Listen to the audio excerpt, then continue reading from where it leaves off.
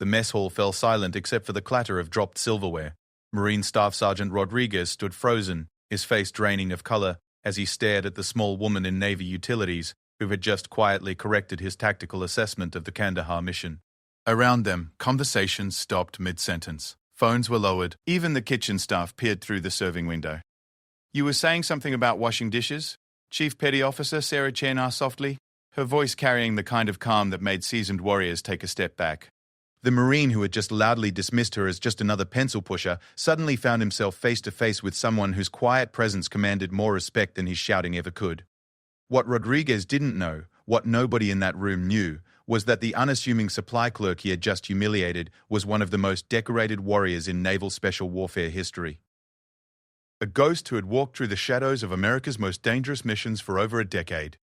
A legend whose very existence was classified at levels most military personnel would never see. This is the story of how a moment of arrogance revealed a secret that would change everything, and why the most dangerous people are often hiding in plain sight. Sarah Chen had perfected the art of being invisible. At 5'4" and weighing barely 130 pounds, she moved through the corridors of Forward Operating Base Chapman like a shadow. Her Navy utilities were always pressed to perfection, her black hair pulled back in a regulation bun so tight it never showed a strand out of place. To everyone around her, she was simply Chief Petty Officer Chen from Supply, the quiet woman who processed their equipment requests with mechanical efficiency and rarely spoke above a whisper. The irony wasn't lost on her. After 12 years of the most intense combat training the military could offer, after missions that had taken her into the deepest corners of America's secret wars, she now spent her days counting ammunition and tracking inventory spreadsheets.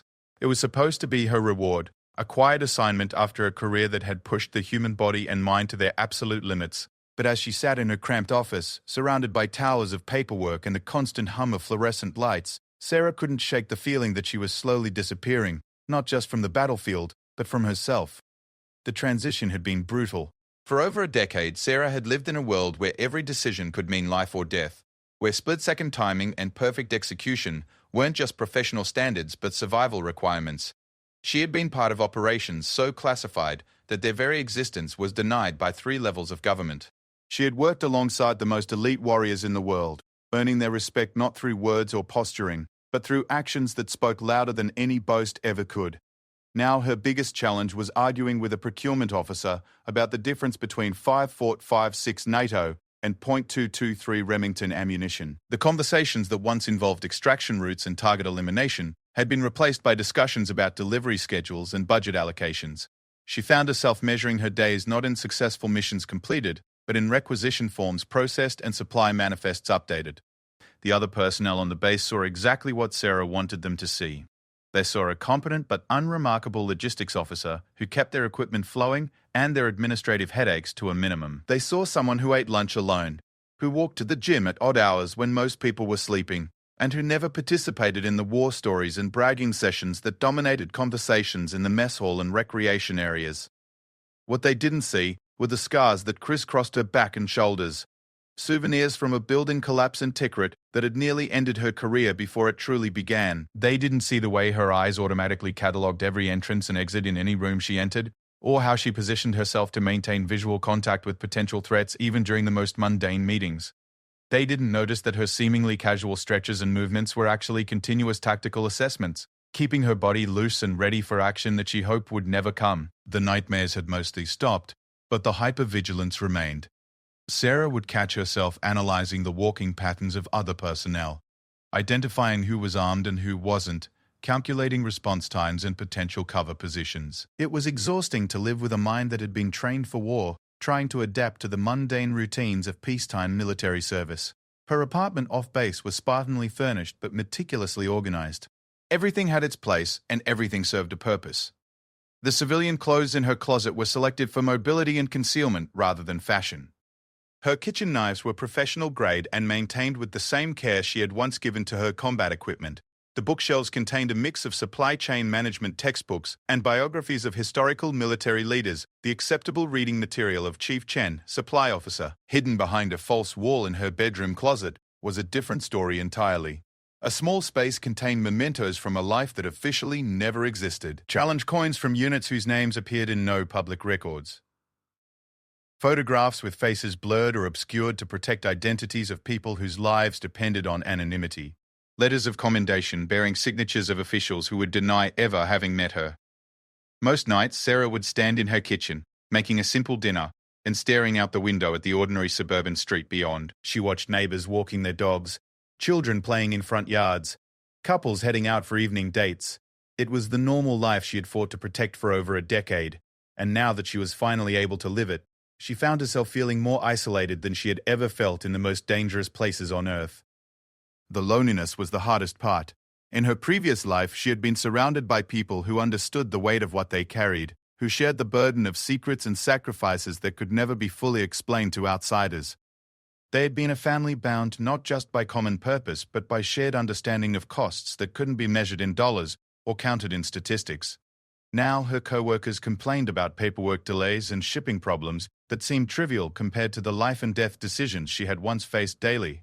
They talked about weekend plans and television shows, while she struggled to remember how to engage in conversations that didn't involve mission parameters or threat assessments. She had become fluent in multiple languages and expert in countless technical subjects, but she had somehow lost the ability to make small talk about weather and sports. The physical training helped maintain some connection to her former self. Every morning at 0500, Sarah would run the perimeter of the base, pushing her body through routines that had once been preparation for combat operations, but now served mainly to burn off the restless energy that came from a mind and body trained for action, but confined to administrative duties. The younger Marines and sailors who occasionally tried to keep pace with her during PT sessions had no idea they were trying to match someone who had once outrun enemy forces through mountain terrain at 12,000 feet elevation. In the base gym, Sarah lifted weights with a precision and intensity that intimidated even the most dedicated fitness enthusiasts. But she did it alone, during off-peak hours, maintaining the invisibility that had become her default mode of existence. She had learned to modulate her capabilities, to hide the strength and conditioning that might raise questions about where and how she had acquired such fitness levels. The irony was that Sarah had volunteered for this assignment. After 12 years of deployments that couldn't be discussed and missions that officially never happened, she had requested a transfer to a conventional position. She had told herself it was time for a change, time to step back from the cutting edge and find some version of a normal military career. She had convinced herself that she was ready for the routine, for the predictability, for the safety of a job where the biggest risk was a paper cut from a filing cabinet. But as the months passed, Sarah began to understand that there was no such thing as stepping back from who she had become.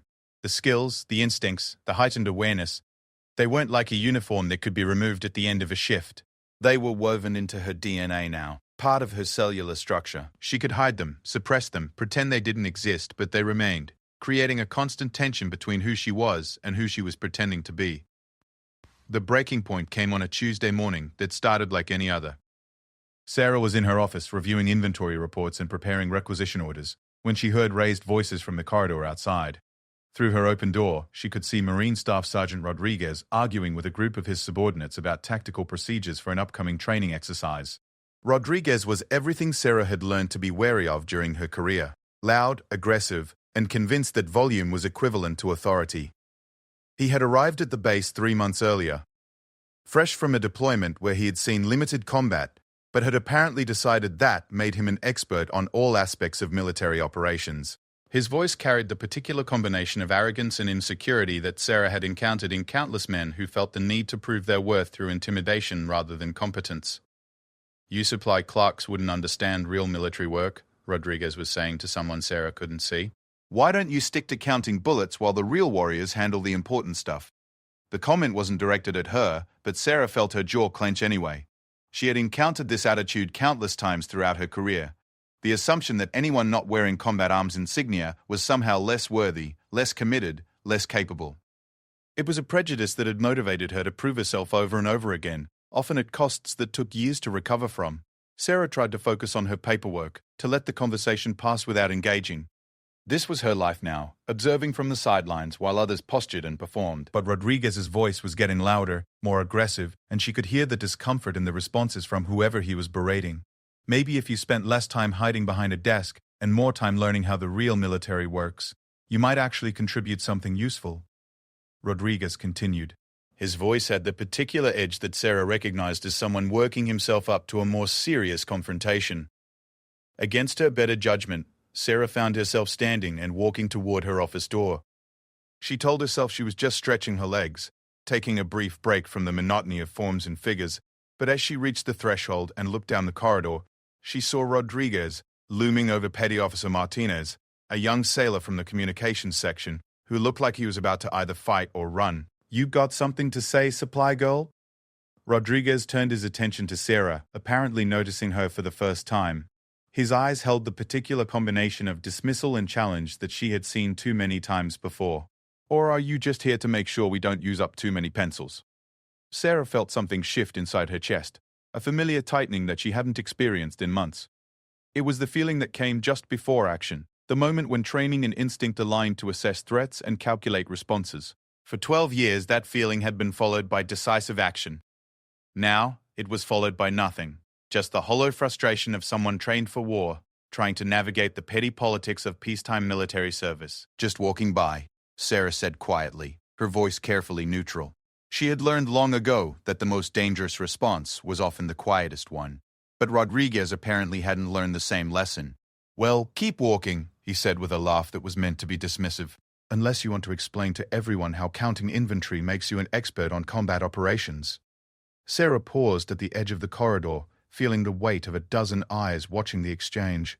This was the moment she had been trying to avoid for months. The point where her two worlds threatened to collide. She could walk away, maintain her cover, continue living the quiet life of Chief Petty Officer Chen from Supply. Or she could respond, and risk revealing aspects of herself that were supposed to remain buried. Looking at Rodriguez's smirking face, at Martinez's obvious discomfort, at the small crowd of personnel who had gathered to watch what they assumed would be a one-sided confrontation, Sarah made a choice that would change everything. "Actually," she said, her voice still quiet but carrying a new quality that made several people take an involuntary step closer. "I was just thinking about tactical procedures myself." Rodriguez's grin widened as he turned to face Sarah fully, clearly delighted to have found what he assumed would be an easy target for his show of dominance. The small crowd that had gathered in the corridor shifted positions slightly, some moving closer to get a better view of what they expected to be a brief and one-sided verbal confrontation. Martinez looked relieved that the attention had shifted away from him, but also concerned about what was about to happen to the quiet supply officer who had inadvertently drawn Rodriguez's fire. "Oh, you were thinking about tactical procedures," Rodriguez said, his voice dripping with mock interest. "Please, enlighten us. What profound insights does the supply department have about combat operations?" Sarah felt the familiar calm settling over her, the same mental clarity that had once preceded her most dangerous missions. Her breathing slowed automatically. Her posture relaxed into a deceptively casual stance that kept her weight balanced and her hands free. To everyone watching, she appeared completely at ease, almost indifferent to Rodriguez's aggressive posturing. Only someone with extensive combat training would have recognized the subtle signs of someone preparing for potential conflict. "I was just wondering about your approach to the upcoming desert training exercise," Sarah said conversationally, as if they were discussing weather patterns or lunch plans. "Specifically, your planned route through the canyon systems near Grid Square, November 7-4. The casual mention of specific grid coordinates caused several people in the corridor to exchange glances. Grid references weren't the kind of information typically discussed by supply personnel, and the precision with which Sarah had referenced the location suggested a familiarity with the operational area that went beyond casual observation. Rodriguez's expression shifted slightly, some of his cockiness replaced by wariness. "How do you know about our training routes?" he asked, his voice losing some of its theatrical volume. "Same way I know that your planned approach puts you in a natural kill zone, with limited escape routes and no cover from elevated positions," Sarah replied, her tone remaining conversationally pleasant. "Same way I know that your communication plan relies on line-of-sight radio contact that will be blocked by the canyon walls approximately 40 minutes into your exercise." The corridor had gone completely silent now. Even the ambient sounds from nearby offices seemed muted, as everyone present tried to process what they were hearing. A supply clerk was casually dismantling the tactical plan of a Marine staff sergeant with a kind of detailed knowledge that suggested either extensive study or personal experience with the operational area. Rodriguez's face was beginning to show the first signs of uncertainty, but his pride wouldn't let him back down in front of an audience. "That's all theoretical bullshit," he said, though his voice lacked the confidence it had carried moments earlier. Anyone can read a map and point out problems. It's different when you're actually out there. You're right, Sarah agreed easily. It is different when you're actually out there. For instance, did you know that the water source marked on your maps at the 3-hour checkpoint dried up 18 months ago? Or that the alternate route through Devil's Backbone requires climbing equipment that isn't included in your current gear manifest? Each piece of information Sarah provided was delivered in the same calm, almost conversational tone, but the cumulative effect was devastating to Rodriguez's credibility. She wasn't just questioning his planning, she was demonstrating a level of detailed knowledge about the operational area that would have taken months of preparation or years of experience to acquire. How could you possibly know that? Rodriguez demanded, his voice rising as his composure began to crack. The question hung in the air like a challenge, and Sarah realized she had reached another decision point. She could deflect, make up some story about reviewing old reports or talking to other personnel. She could maintain her cover and let Rodriguez save face, preserving the careful anonymity she had built over the past several months. Instead, she found herself providing an answer that was completely truthful and utterly devastating. "Because I've been there," she said simply. "Multiple times." The last time was 14 months ago, during Operation Quiet Thunder. The reaction was immediate and electric. Operation Quiet Thunder was a classified mission that had never been publicly acknowledged, known only to personnel with specific clearances and operational need to know. For Sarah to casually reference it by name meant either she had access to intelligence far above her apparent pay grade, or she had been personally involved in operations that were supposed to be invisible to conventional military personnel. Rodriguez's face went through several color changes as the implications sank in. Around them, the small crowd of observers began to understand that they were witnessing something far more significant than a simple disagreement between a Marine and a sailor. The quiet supply officer they had all dismissed as unremarkable was revealing knowledge that painted a very different picture of her background and capabilities. "That's impossible," Rodriguez said, but his voice had lost all its earlier aggression. "Supply personnel don't get briefed on classified operations. You couldn't know about Quiet Thunder unless—" He trailed off as the logical conclusion became unavoidable. "Unless I was there," Sarah finished for him. Which I was. Along with Sergeant First Class Morrison from 3rd Group, Lieutenant Commander Hayes from Team 6, and Captain Chen, no relation, from Delta Force. We spent 6 days in those canyons tracking a high-value target who had been using the cave systems as a safe haven. The level of detail Sarah was providing made it impossible to dismiss her claims as fabrication. She was naming specific units, providing operational details, and speaking with the casual precision of someone recounting personal experience rather than second-hand information. The fact that she was violating security protocols by discussing classified operations in an open corridor only added to the surreal nature of the moment. "The target was eliminated on day 4, Sarah continued, her voice still conversationally calm despite the explosive nature of what she was revealing. "But we spent an additional 2 days conducting battle damage assessment and ensuring the cave complex was cleared. That's when we discovered the water source had been contaminated by chemical runoff from an abandoned mining operation." Rodriguez had gone completely silent now, his earlier bravado replaced by a mixture of confusion and growing respect. The other personnel in the corridor were staring at Sarah with expressions ranging from amazement to disbelief. The quiet woman they had all ignored for months was casually discussing combat operations with the kind of detailed knowledge that could only come from direct participation. "During the extraction, our primary route was blocked by weather, so we had to use the Devil's Backbone alternate," Sarah added, as if she were discussing a weekend hiking trip rather than a classified military operation.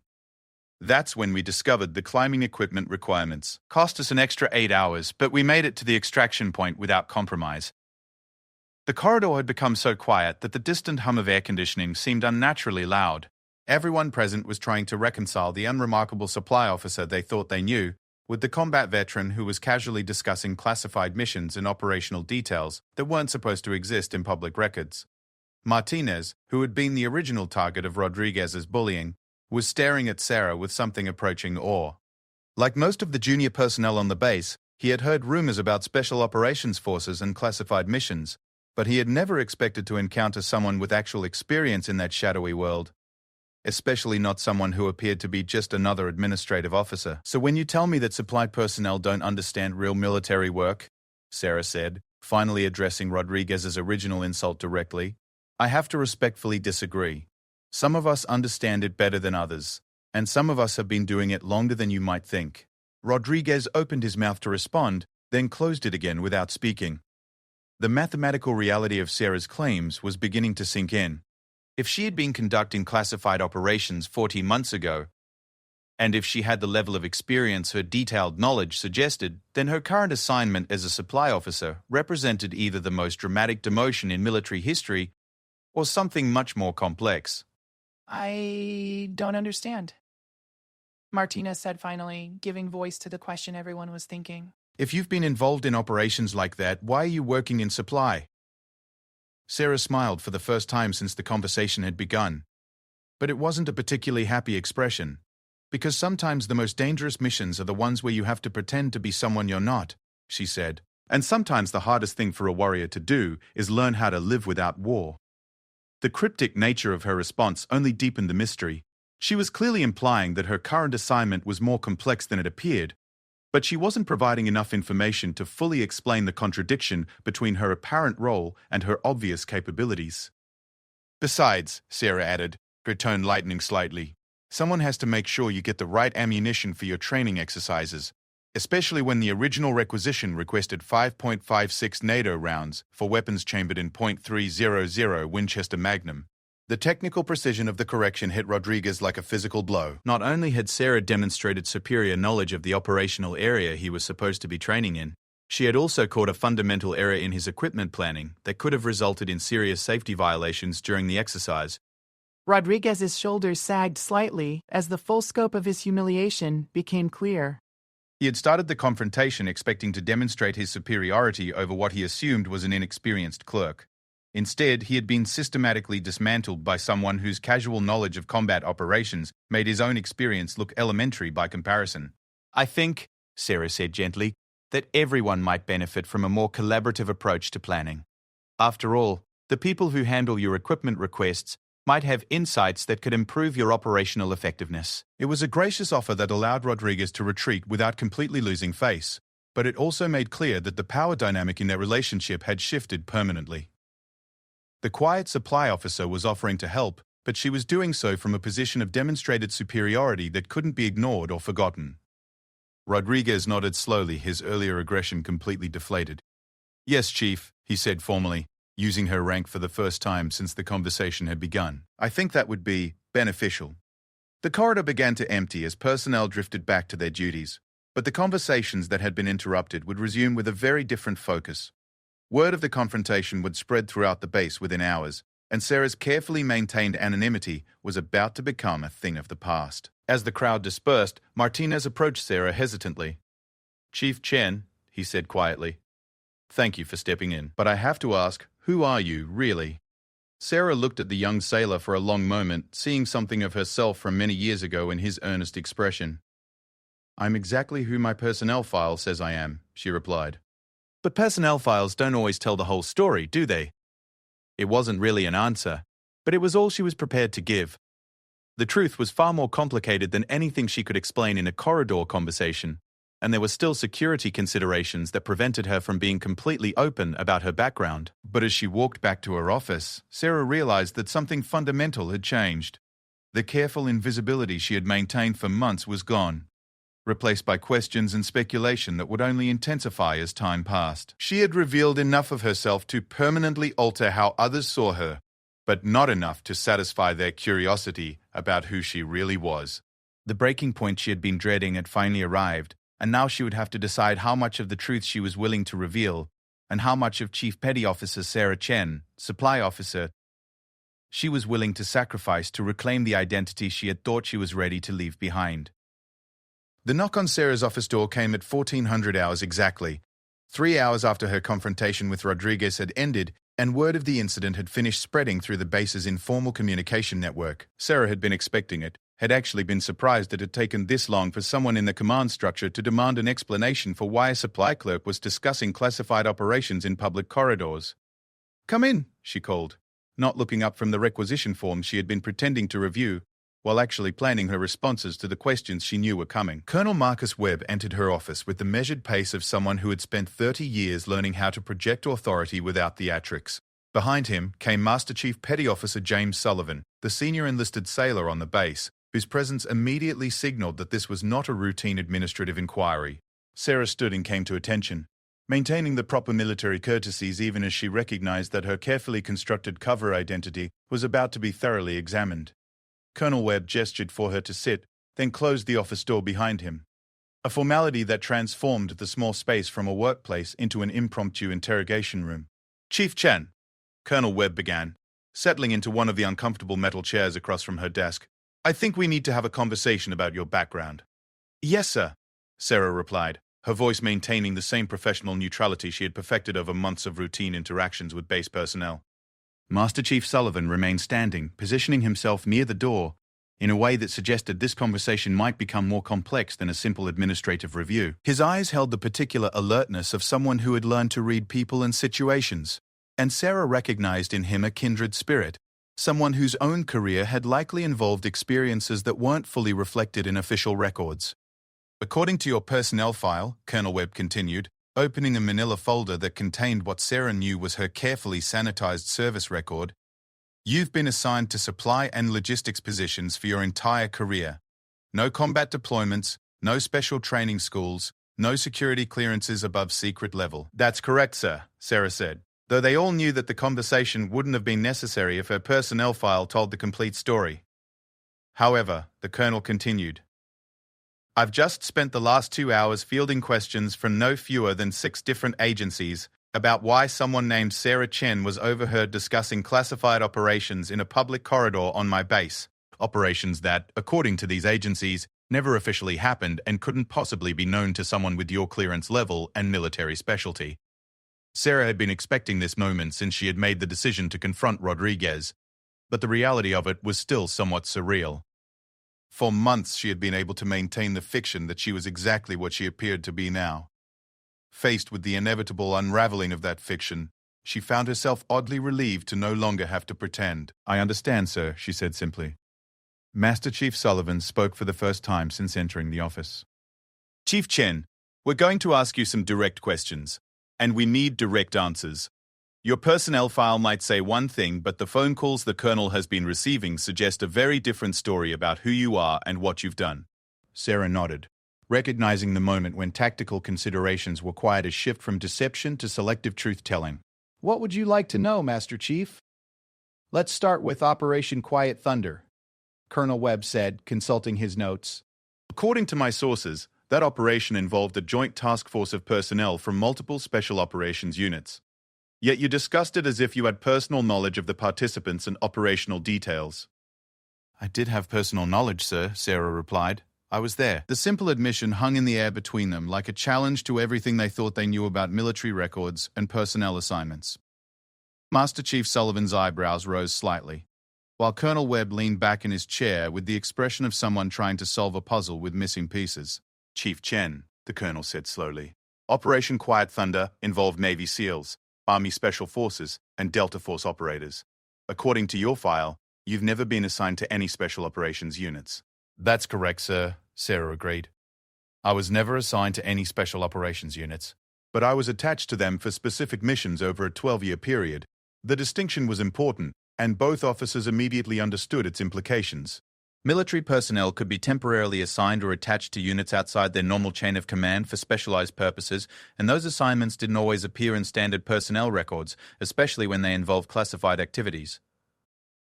Master Chief Sullivan stepped closer to the desk, his expression shifting from skeptical to intensely curious. "What kind of missions?" he asked. Sarah took a breath, recognizing that she was about to cross a line that she couldn't uncross. Once she began explaining, there would be no returning to the comfortable anonymity of Chief Chen, supply officer. "High-value target elimination, primarily in Afghanistan and Iraq," she said. "Intelligence gathering in denied areas, hostage rescue, counter-terrorism operations in urban environments, asset recovery in hostile territory." Each phrase was delivered with the matter-of-fact precision of someone recounting job duties, rather than describing some of the most dangerous military operations conducted in modern warfare. The casual nature of her delivery made the content even more striking, suggesting not just familiarity, but extensive experience with activities that existed at the very edge of acknowledged military operations. "The 12 years?" Colonel Webb asked. "Yes, sir. From 2011 to 2023. 67 missions total, with a perfect operational success rate. The statistics were precise and devastating. 67 missions over 12 years represented an operational tempo that would have been impossible for conventional military units, but which was consistent with the deployment schedules of the military's most elite forces. The claimed perfect success rate was either an impossible boast or an indication of participation in operations conducted by personnel whose failure wasn't an acceptable option. Master Chief Sullivan had gone completely still, his experienced eye recognizing patterns that suggested Sarah's claims weren't fabrication. The way she held herself, the precision of her language, the casual confidence with which she discussed activities that most military personnel knew only through rumors and speculation, it all pointed towards someone whose background was far more extensive than her current assignment would suggest. "What was your role in these operations?" the Master Chief asked. Sarah hesitated for a moment, recognizing that her answer would determine how much of her true identity she was willing to reveal. The question wasn't just about operational roles. It was about capabilities and training that would fundamentally change how these officers saw her. Primary sniper, secondary demolitions, tertiary communications, she said finally. Long-range reconnaissance and surveillance. Deep penetration, intelligence gathering, high altitude, low opening insertion specialist. Close quarters combat instructor for multiple agencies. The technical terminology rolled off her tongue with the fluency of someone who had lived it rather than studied it. Each specialty she mentioned represented months or years of intensive training, and the combination suggested someone who had been developed as a multi-purpose asset rather than a specialist in a single area. Colonel Webb was making notes as Sarah spoke, but his writing had slowed as the implications of her claims became clear. Chief Chen, he said carefully, the capabilities you're describing would require training at facilities and with instructors that don't officially exist. Security clearances that go beyond anything in your file. Medical evaluations and psychological assessments that would be classified at levels I don't have access to. Yes, sir, Sarah agreed. That's all accurate. The simple confirmation was more unsettling than any elaborate explanation would have been. Sarah wasn't trying to convince them of anything or provide evidence for her claims. She was simply acknowledging realities that both officers were beginning to recognize as consistent with classified programs they knew existed but had never encountered directly. Master Chief Sullivan sat down heavily in the remaining chair, his expression troubled. "Chief, if what you're telling us is true, then your current assignment makes no sense. Personnel with your background and capabilities don't get transferred to supply positions at forward operating bases unless something has gone very wrong." Sarah smiled for the second time that day. And like the first time, it wasn't an entirely happy expression. "Or unless something has gone very right," she said. "Sometimes the most successful operators are the ones who manage to walk away when it's time to stop." The cryptic response raised more questions than it answered, but both officers recognized the tone of someone who had reached the end of a career that couldn't be fully explained in conventional terms. There were programs within the military and intelligence communities that operated beyond normal oversight, and personnel who participated in those programs sometimes found themselves in situations where their official records bore little resemblance to their actual experiences. "There's something else," Colonel Webb said, consulting his notes again. "I received a call from a very senior official at SOCOM who wanted to know why someone was asking questions about you. When I explained that you had discussed classified operations in public, there was a long pause, and then he said something interesting." Sarah waited, recognizing the moment when her carefully maintained operational security was about to be completely compromised. He said, and I'm quoting directly, "If Sarah Chen is talking about classified operations, it's because she wants you to know something. She doesn't make mistakes and she doesn't reveal information accidentally." The statement hung in the air like an indictment, forcing Sarah to confront the reality that her confrontation with Rodriguez hadn't been the spontaneous reaction she had told herself it was. At some level, she had been planning for this moment, building toward a revelation that would force her to choose between continued anonymity and reclaiming her true identity.